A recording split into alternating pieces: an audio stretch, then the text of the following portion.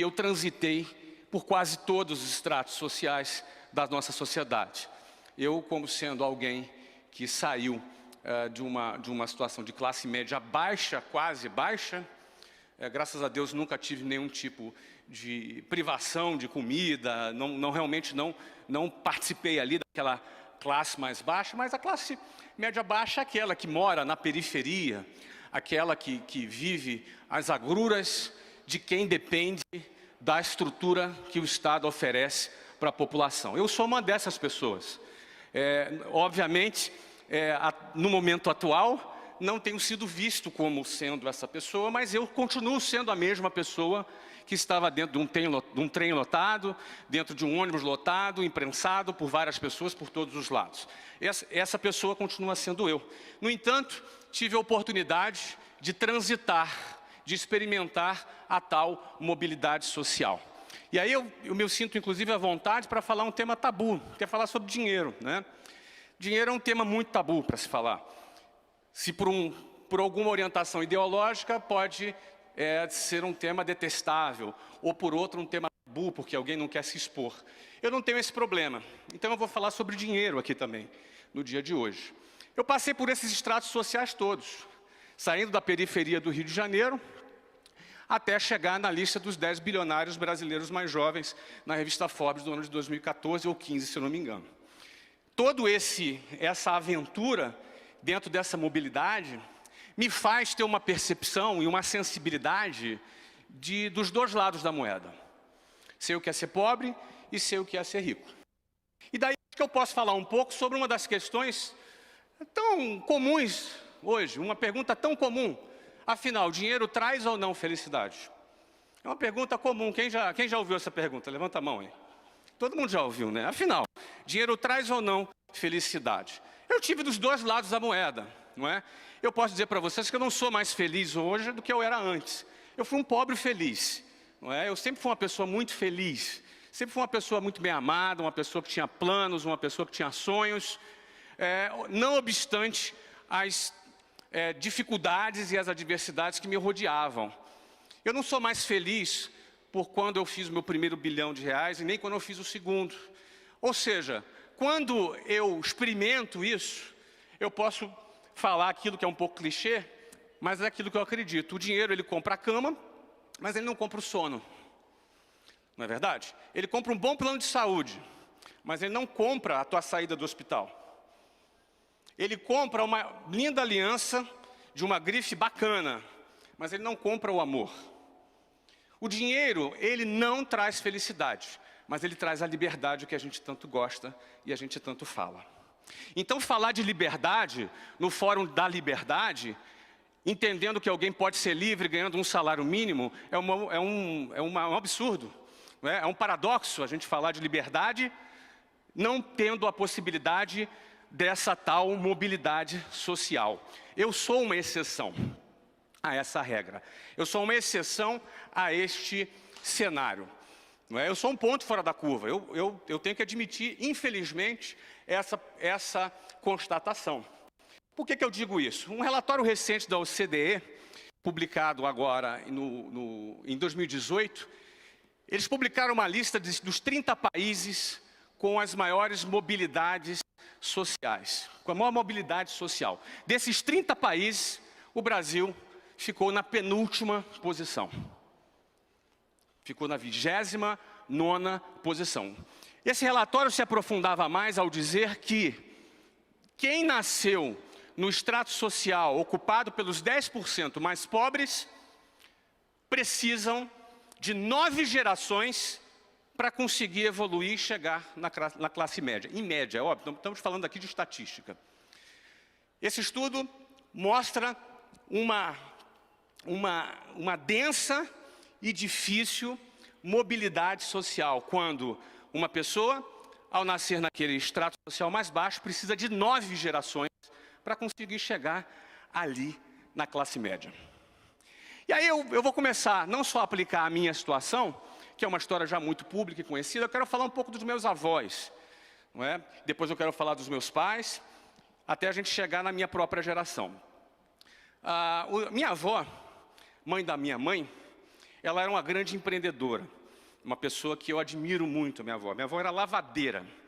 Sabe aquelas pessoas que andam assim, ali na periferia, com uma bacia, com roupa pendurada na cabeça, assim, equilibrando? Então, a minha avó criou 3 filhos, ela foi abandonada pelo marido, ela tinha 3 filhos, teve que se virar para criar esses 3 filhos, entre eles a minha mãe, e ela fez isso majoritariamente lavando roupas. Lavando roupa para fora, como se dizia lá antigamente. Então, lavando roupa, minha avó semi-analfabeta, com pouquíssimo estudo, sabia ler com muita dificuldade, lavando roupas, conseguiu garantir para aqueles 3 filhos que pudessem estudar em escolas públicas, ainda com muita dificuldade.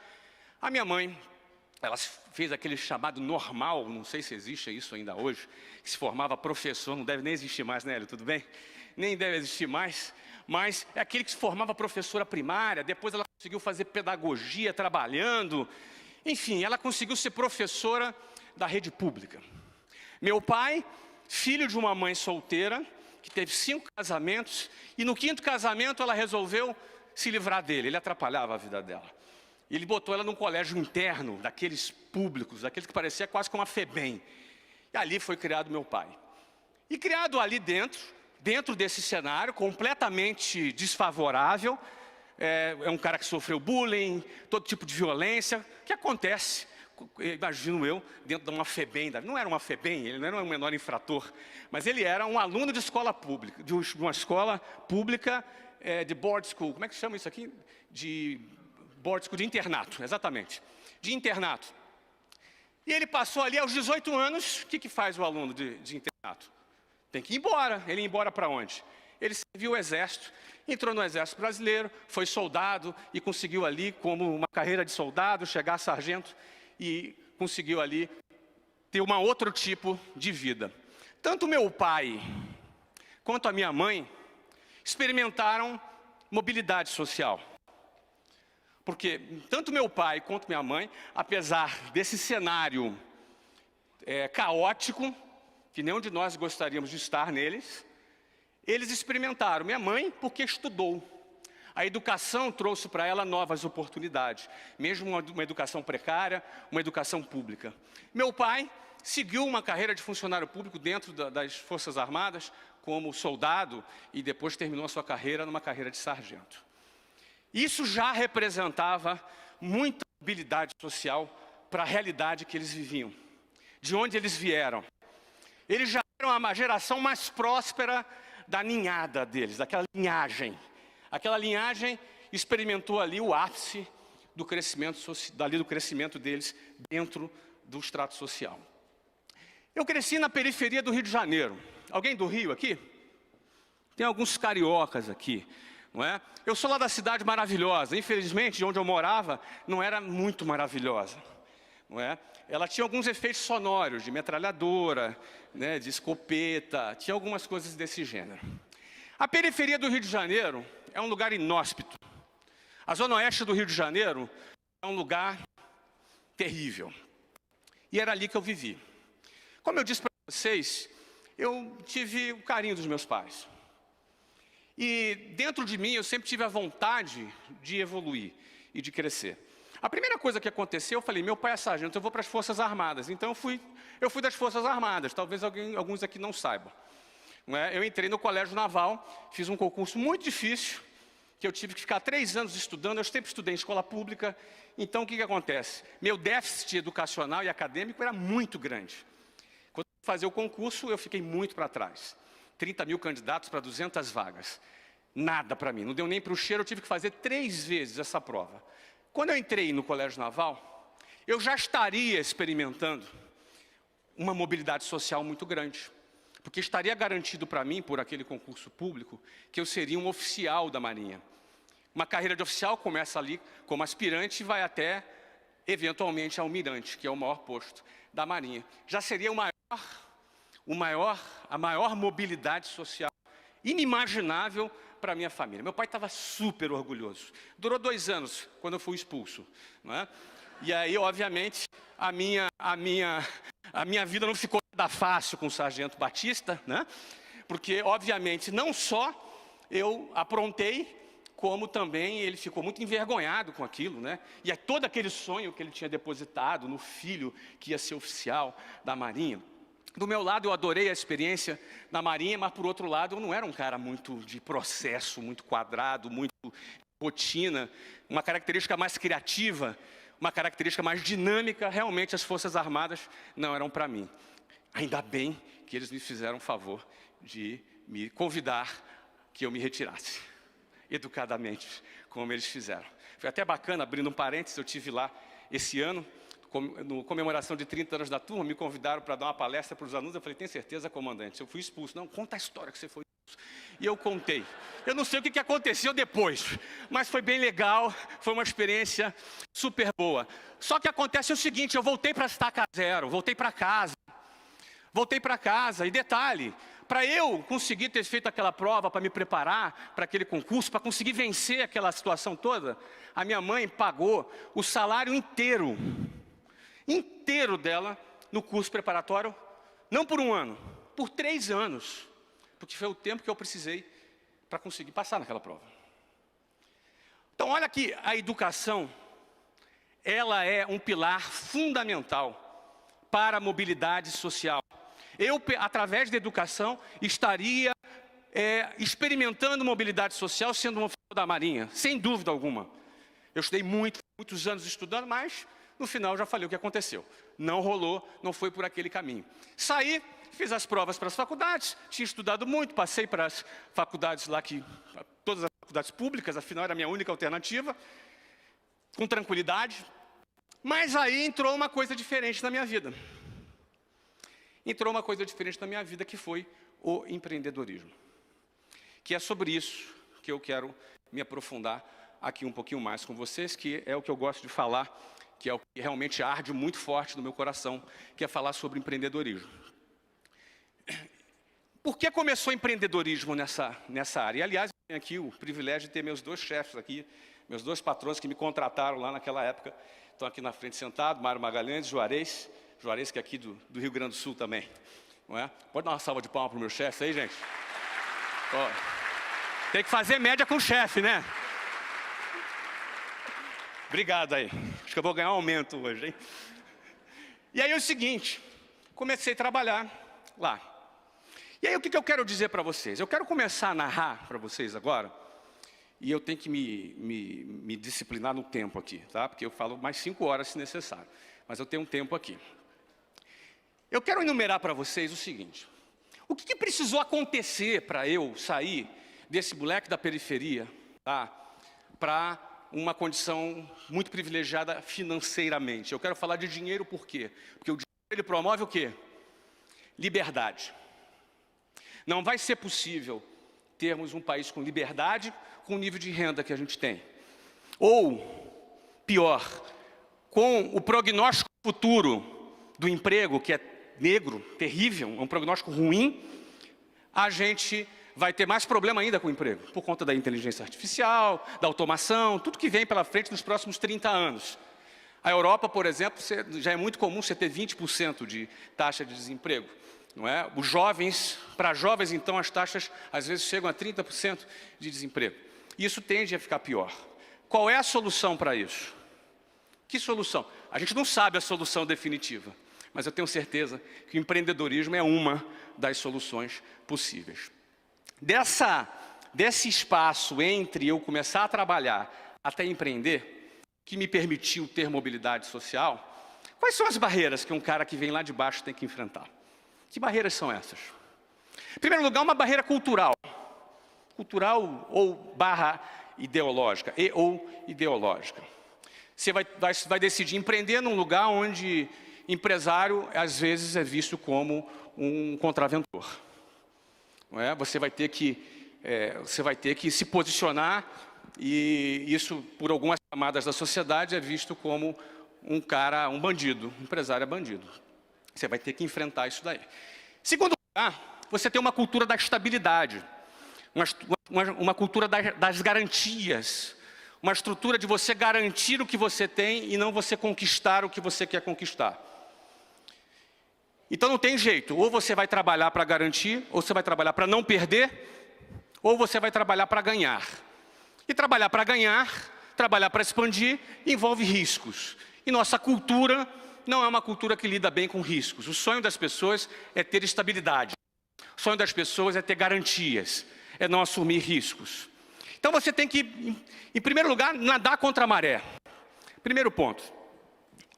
Segundo ponto, ainda dentro dessa questão da cultura, você vai perceber ali que você tem uma delegacia do consumidor. Vocês já viram falar nisso? Ou seja, é uma coisa de bandido mesmo, né? O consumidor precisa de uma delegacia, é um caso de polícia isso, né? Você percebe? A relação de consumo é tratado como crime. Você tem uma delegacia do consumidor. Você sabe que o espírito da coisa é esse mesmo, não é verdade? Segunda coisa, quando eu fui começar a trabalhar, você tem que lidar com o quê? Você tem que lidar com a CLT. O que é a CLT? CLT é aquela coisa arcaica do século XX, que tira dinheiro do bolso do empregado, para botar no bolso do Estado, através do Fundo de Garantia, que nos últimos 10 anos não remunera sequer a poupança. Você vai botar dinheiro, inclusive, no bolso do patrão. Você empresta dinheiro para ele através do 13º. 13º não é um salário extra. 13º é o quê? São 12 salários divididos por 13. Então você emprestou dinheiro sem juro para o patrão. Muita gente acha que CLT é ruim para o patrão.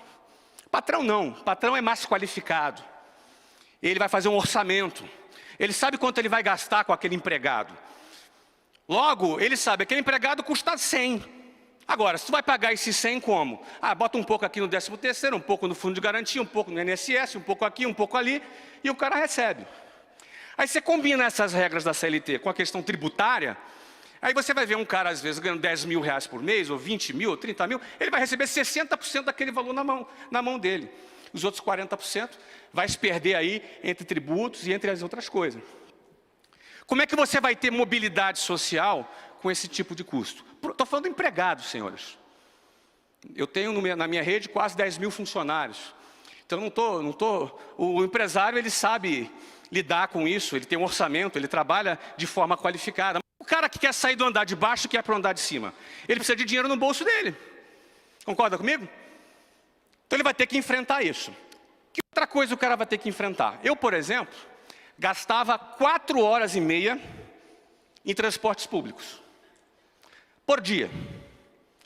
4 horas e meia, saía de casa lá mais ou menos umas 6 da manhã, 5h50 eu saía de casa, para dizer a verdade, para chegar às 8 para trabalhar, certo? E chegava, não podia sair do trabalho entre 6 e 8, porque é um trânsito infernal, então tinha que sair depois das 8, 8h30, chegava em casa às 10h30 da noite. Gastava 4 horas e meia no trânsito por dia. E não é só o tempo. Em que situação o cara da periferia gasta isso? Amassado. É ou não é? Quem anda de ônibus cheio? Tem alguém aqui? Tem uns caras corajosos aí, levantou a mão. Tem outros que ficaram com vergonha e não levantaram. O cara chega amassado, assaltado. Quanta coisa você vê em 2 horas e meia de viagem? Quantas vezes em 40 graus no Rio de Janeiro o ônibus enguiçou e eu fui para a Avenida Brasil esperar o próximo e andei pendurado do lado de fora da porta do ônibus para ir para o centro do Rio de Janeiro? Ou então andando de trem, caminhando a 40 graus no meio dos trilhos do trem até a próxima estação porque avariou, porque deu pau no trem. Qual é o sentimento de quem está dentro daquele lugar amassado com 8 pessoas por metro quadrado? É um sentimento de humilhação. É um sentimento de humilhação. Simples assim, de descaso, de abandono, para aqueles que de 4 em 4 anos aparecem com uma notícia boa. Então é isso, essa é a realidade de quem vive na periferia. E como é que esse cara, já tendo que lidar com essa situação, vai ter que lidar com a sua autoestima para poder lutar nessa selva para ter mobilidade social? Eu chegava lá na empresa às 8 horas da manhã, chegava o Antônio. Vocês sabem quem é o Antônio? O Antônio era o meu colega de trabalho que morava no Leblon. Ele chegava cheirosinho, bonitinho, com aquele terno bacana, e eu só tinha uma gravata e uma calça, e a camisa eu tinha, para não repetir, eu tinha uma branca e uma rosa. Aí eu botava um dia branca, outro dia rosa. Não é verdade? Chegava lá o Antônio. O Antônio chegava lá, descansadinho, 7h30 da manhã, estava tomando café da manhã. E eu já estava 1h30 no ônibus já. E aí ele chegou para trabalhar, para fazer o mesmo trabalho que eu. Só que acontece o seguinte, qual é a chance que tem esse cara? 2, cair na conversa mole do vitimismo. Essa é a primeira possibilidade. É uma armadilha muito fácil do cara cair. Cair na armadilha do vitimismo. Eu sou vítima da sociedade. Isso é injusto. É mesmo. Mas e daí? O que você vai fazer com essa injustiça? Ah, isso não era... eu até acho que é mesmo.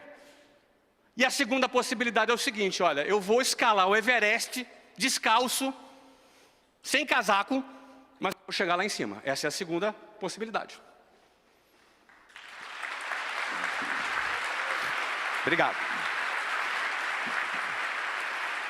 E a possibilidade que eu escolhi, é fácil a gente saber, pelo meu resultado hoje. Eu não escolhi me vitimizar. Mas eu entendo completamente o que passa na cabeça daquele jovem lá na periferia. E que nada justifica qualquer opção espúria que ele pode tomar. Nada. Nada justifica. Mas a gente compreende. E mais do que compreender, se tu realmente tem alguma vocação para a liberdade, você não pode ser indiferente a isso. Porque você não vai ter liberdade se não existir de fato renda. Ou oportunidade de mobilidade social. Então o que acontece? Eu aprendi, eu trafeguei por isso, eu me tornei ali um atleta emocional para vencer toda essa situação. Cresci, criei uma empresa no Brasil que hoje tem 420 escritórios do Brasil, tem um clube de futebol nos Estados Unidos, construí um estádio sem dinheiro do BNDES e sem Odebrecht.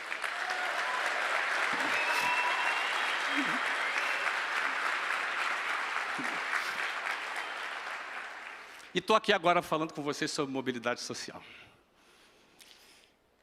E aí eu queria dizer para vocês, eu sei que eu sou um ponto fora da curva. Nem todo mundo vai ser bilionário.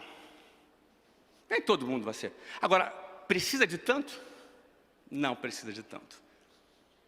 Porque hoje eu empreendi e milhões, centenas de milhares de empresários no Brasil empreendem apesar do Brasil.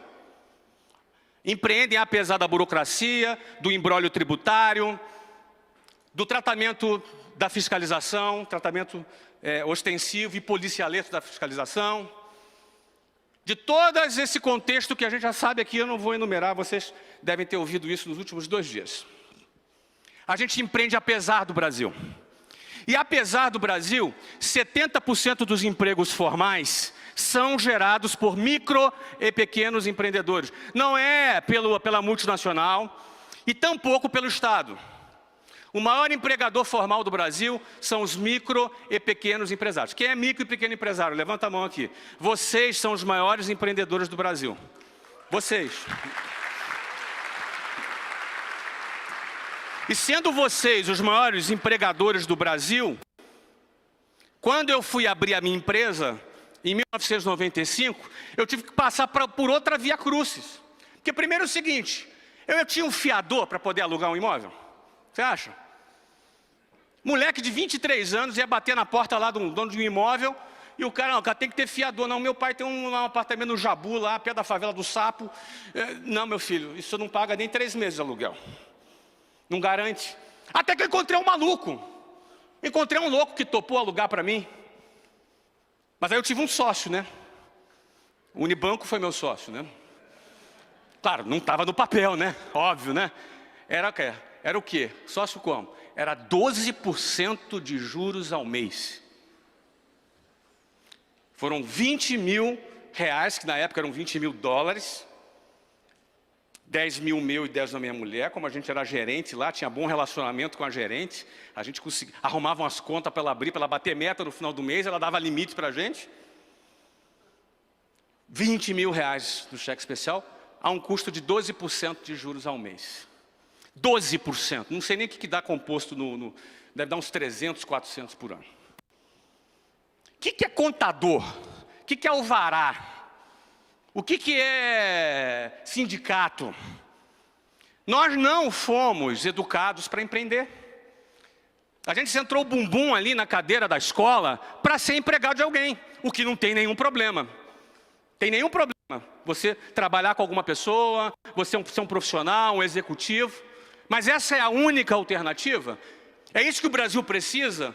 Ou será que não tem ali outras pessoas que poderiam empreender e fazer parte desse grupo que gera 70% e que poderia ser, quem sabe, 80% dos empregos formais do Brasil? O que a educação formal faz a respeito disso?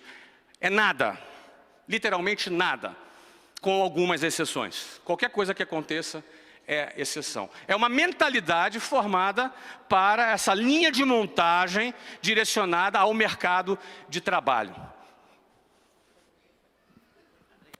Cuidado, chegar muito perto pode se machucar.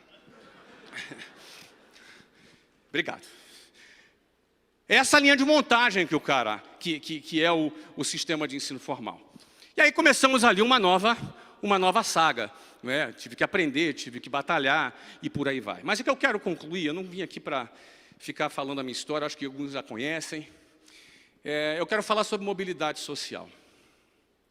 Para concluir, eu penso que há dois pilares para a mobilidade social. Um eu já falei, que é a educação. A educação. E aí, se hoje é educação pública, na minha utopia, eu pensaria num voucher, mas vamos sair da utopia. Se hoje ela é pública, ela deveria ser boa. E a segunda é o empreendedorismo. E sobre isso, nós não precisamos esperar governo de quem quer que seja. Eu abracei isso em 2011, nas redes sociais. Alguém me segue aqui nas redes sociais? Uau! Só tem maluco aqui nessa sala. Eu tenho ali cerca de 5 milhões de pessoas nas redes sociais, que nos acompanham com conteúdos voltados para empreendedorismo. Eu entendo que o estímulo ao empreendedorismo, o exemplo do empreendedorismo é o que transforma, é o que mais promove mobilidade social. Se não fosse empreendedorismo, eu não estaria aqui falando com vocês agora. Não é? O empreendedorismo, ele realmente transforma.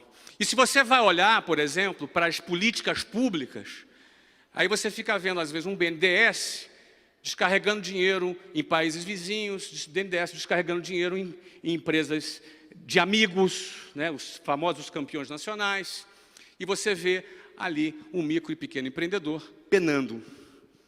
Você vê um micro e pequeno empreendedor correndo atrás e penando. Só para finalizar, vou falar mais 3 minutos. Eu vou falar de 2 projetos que eu procuro colaborar com essa área, né? Além de produzir conteúdos, nós temos hoje 1.400 embaixadas no Brasil. Tem alguém das embaixadas aqui, do Geração de Valor? Opa, tem gente aqui, ó. Nós temos 1.400 embaixadas no Brasil. Semanalmente, essa turma se reúne para estudar sobre empreendedorismo. São aí dezenas de milhares de pessoas vinculadas às nossas embaixadas para estudar sobre empreendedorismo, e a gente busca dar conteúdo, é gratuito, busca estimular as pessoas e criar uma zona de influência com gente que pensa como a gente pensa. Essa é uma primeira coisa que a gente tem feito. A segunda é empresarial. É um projeto que agora a gente está formalizando, a gente já faz há algum tempo, mas nos próximos 3 anos, nossa empresa, a Wiser Educação, vai investir 120 milhões de reais para emprestar dinheiro para quem quer empreender, abrindo franquias da nossa rede. Nós vamos abrir 300 escolas. Obrigado. Nós vamos abrir, muito obrigado. Nós vamos abrir 300 escolas nos próximos 3 anos, emprestando dinheiro para um bando de Flávio Augusto, pé rapado, que está a fim de fazer acontecer, que está a fim de detonar. Eu vou dizer um negócio para vocês, eu não estou fazendo projeto social. Isso não é projeto social, isso é um baita negócio. Nós vamos cobrar 8% de juros ao ano, 6 meses de carência, 5 anos para pagar, sem fiador, sem avalista, sem nada. O cara só precisa mostrar a competência dele. Eu tenho hoje cerca de 600 franquias, 420 franquias, mas 600 franqueados. Eu vou dizer para vocês que mais ou menos 1/4 desse grupo é gente que veio de baixo e está experimentando mobilidade social, começando do zero. Outras tinham um pouco de dinheiro, outros juntou uma galera lá, fez sociedade e montou, e por aí vai. Agora a gente vai para um extremo. A gente quer o cara que não tem nada, mas na realidade, ele tem tudo. para quem quiser ver que ele tem tudo. E a gente sabe, e a gente está enxergando. E a gente é pequeno. 120 milhões não é nada para um país. Não é, mas para o nosso bolso é. 300 escolas não é nada para um país. Mas fica aí o exemplo, o modelo para o BNDES. Muito obrigado.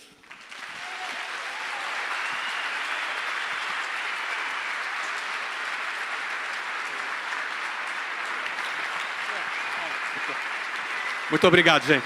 Obrigado.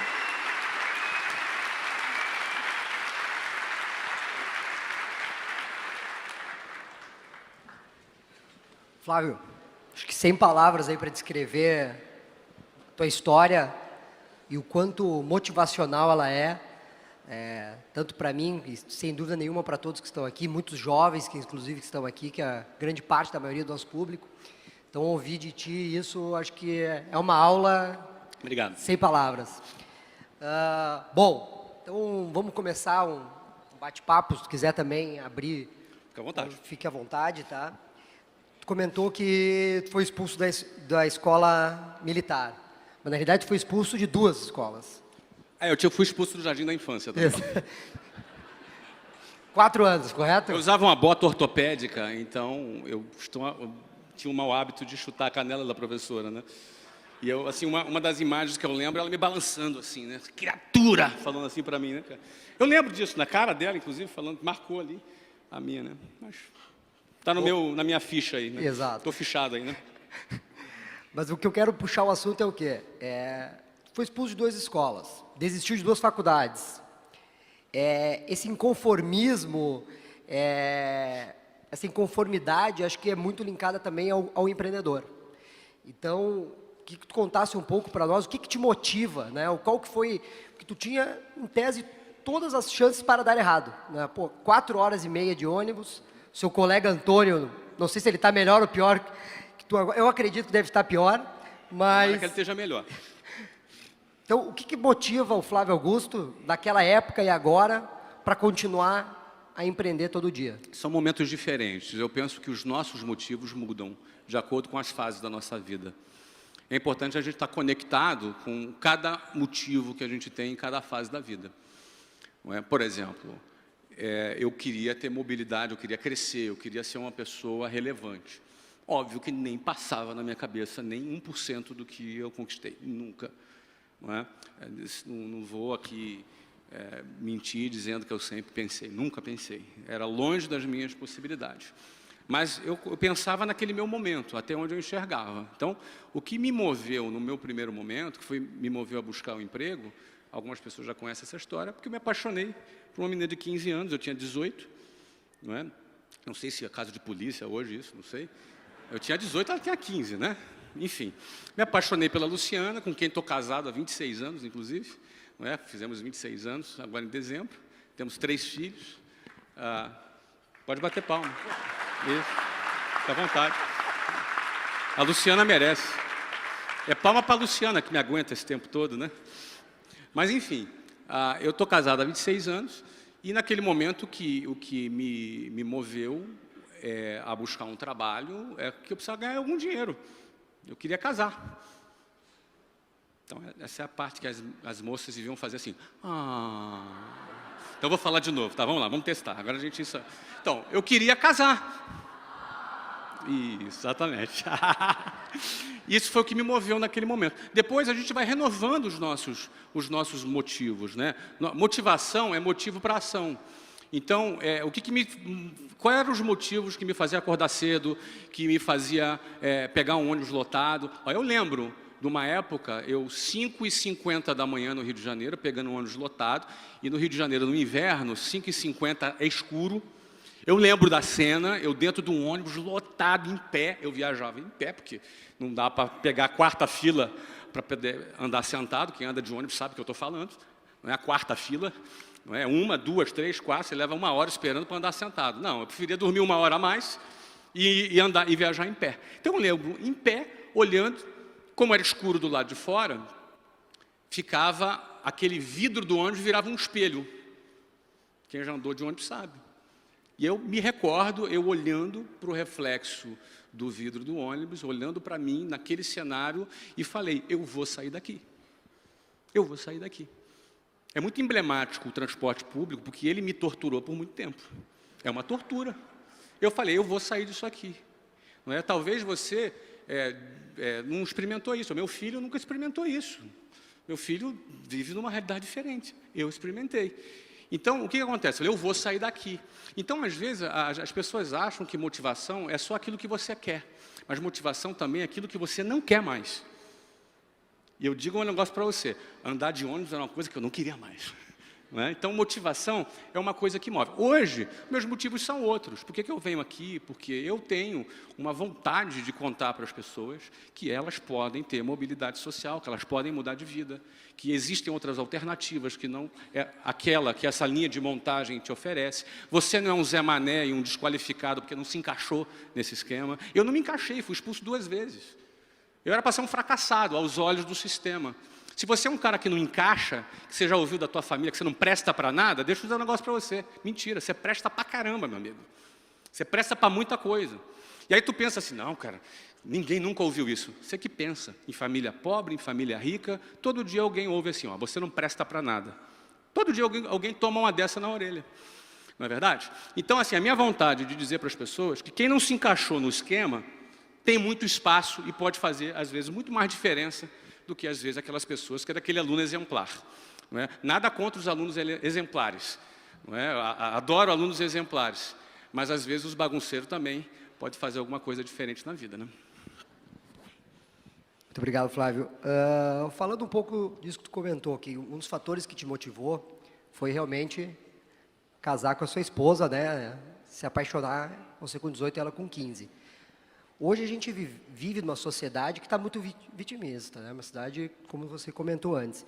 E o politicamente correto é algo extremamente preocupante, pelo menos na minha opinião. O que tu acha disso? Porque se fosse hoje, tu com 18 anos, 15 anos, talvez a sociedade ia te criticar muito mais do que naquela época. Tu vê diferença daquela época para empreender perante os dias atuais? Olha, com toda franqueza, eu acho que cada ano que passa fica melhor. Eu não sou do tipo saudosista. Aliás, nós vivemos hoje o período de maior avanço tecnológico, de maior acesso ao entretenimento e, acima de tudo, acesso à informação. Hoje, você tendo um celular, você tem acesso a qualquer informação. Boa, inclusive, de graça. Hein? Você faz curso em Harvard de graça, se você quiser.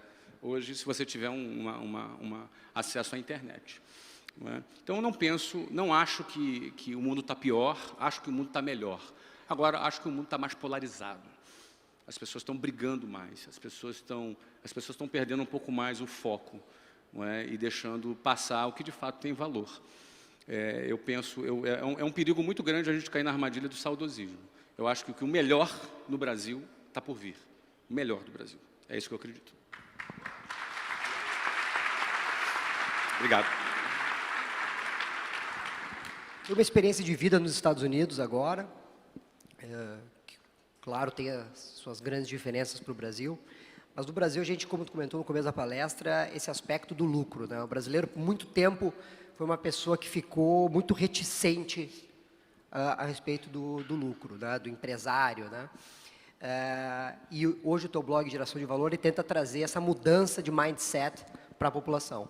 Então, eu queria que tu falasse um pouco disso, né? O que tu acha que falta para o brasileiro como um todo, apesar de que hoje tu comentou que quem mais emprega ainda são os microempresários, ter essa virada de chave, essa mudança desse mindset, né? E deixar de acreditar nesse mito do governo, dessa estabilidade.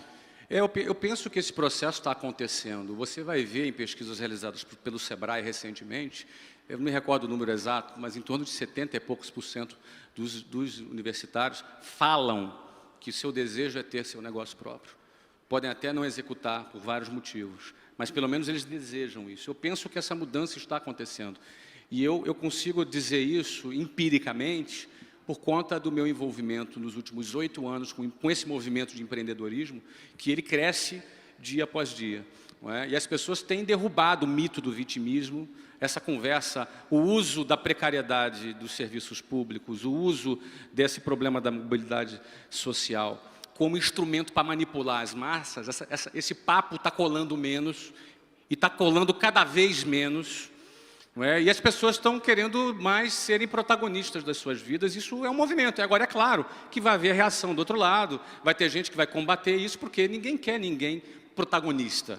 Ninguém quer uma sociedade que não acredita na balela que depende do Estado. Ninguém quer isso. As pessoas, quem quer manipular pessoas para se manter no poder, quer que as pessoas continuem acreditando que dependem do Estado. Isso é favorável para essa meia dúzia de quem controla essa população. Então, acho que as pessoas já estão se dando conta que não é bem assim, tanto é que os empreendedores hoje estão sendo usados como referência, os novos heróis não são somente os jogadores de futebol ou a cantora que rebola, não é? É também um empreendedor, é também aquele que faz acontecer. A gente vê isso nessa nova geração e eu penso que isso vai ter repercussões positivas para os próximos anos. Perfeito.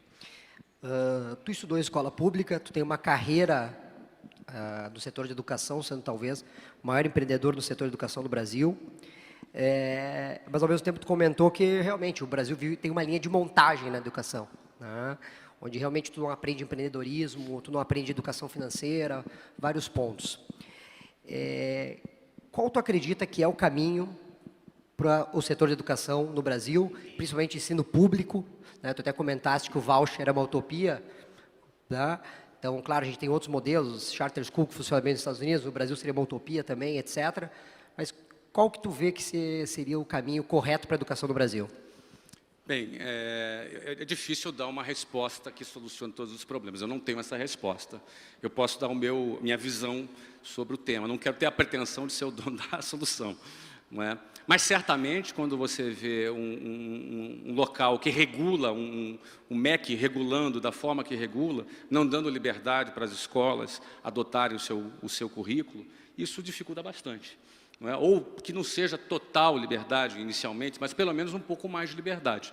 Você é obrigado, às vezes, a seguir as matérias que são necessárias, que são fundamentais. Hoje em dia, para você ter ideia, se uma família que se acha ultrajada porque um professor tenta doutrinar o seu filho dentro de uma sala de aula, ou se você tem traficante de droga, vendendo droga dentro da escola, não é? Ou se a criminalidade ali abraçou aquela escola pública, que isso é a realidade de muitas escolas públicas, e ela decide ela própria educar os seus filhos, ela pode ser presa, ela pode perder a guarda do filho, não é? Ou seja, o ensino domiciliar, ele é proibido no Brasil.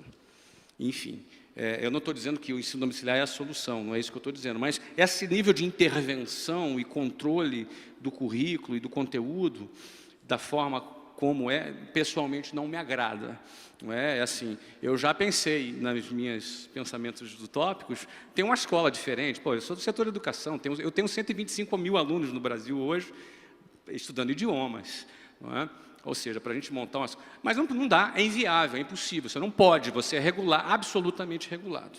Então, isso não me soa bem. Alguma coisa mais flexível para novas propostas e novos projetos, não é? Do ponto de vista de gestão pública, aí a coisa fica mais complicada ainda, né? Mas, certamente, no nível que está, não tem como ficar, não dá para ficar. Perfeito. Obrigado.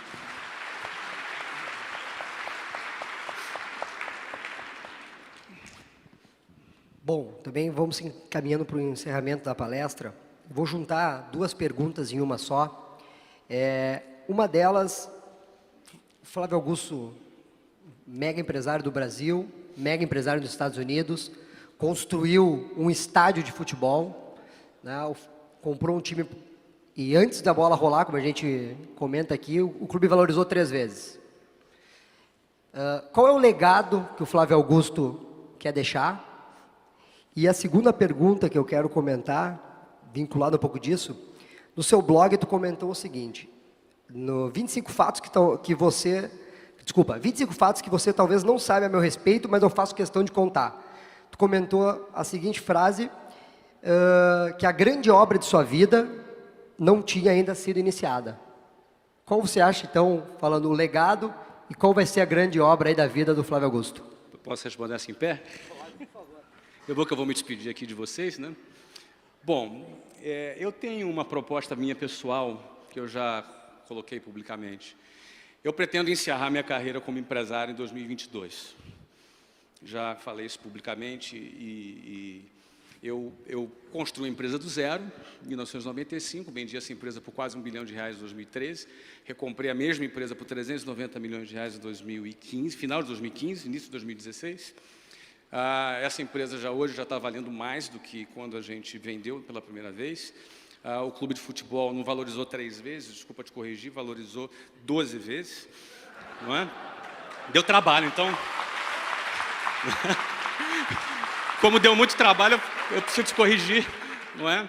Então, já faz muito tempo que eu não trabalho por dinheiro, não é? Eu aceitei o convite aqui e eu faço algumas palestras no Brasil e cobro muito caro por uma palestra. É óbvio que eu vim aqui de coração sem cobrar nada, ao contrário, eu paguei para vir para cá, não é? Eu paguei para vir para cá e estou aqui com muito prazer falando com vocês. Obrigado. E... Já faz algum tempo que dinheiro já não é o que me move, mas eu sou um empresário pragmático, eu trabalho para ter lucro.